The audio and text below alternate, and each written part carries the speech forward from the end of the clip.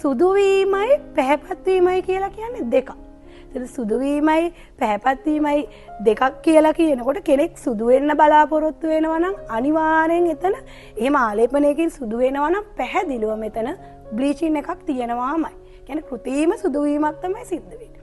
නමුත් පැහැපත් වීම කියලා කියන්නේ වෙනම කාරණාවක්. අපේ තියෙන පාට වර්ධනය කර ගැනීම අපිට ගැළපෙන විදිහට ෆෙයා කර ගැනීම.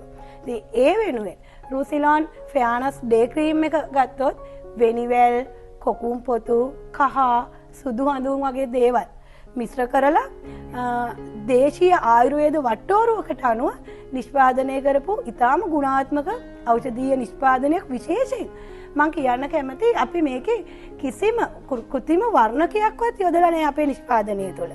ඒ ආයුර්වේදීය අමුද්‍රව්‍ය වලින් ලැබෙන වර්ණයම පමණයි මේ තුළ තියෙන්නේ. වෙනම දැන් සමහර ක්‍රීම් ගත්තොත් ඒව වර්ණක අඩංගු වෙලා තියෙනවනේ.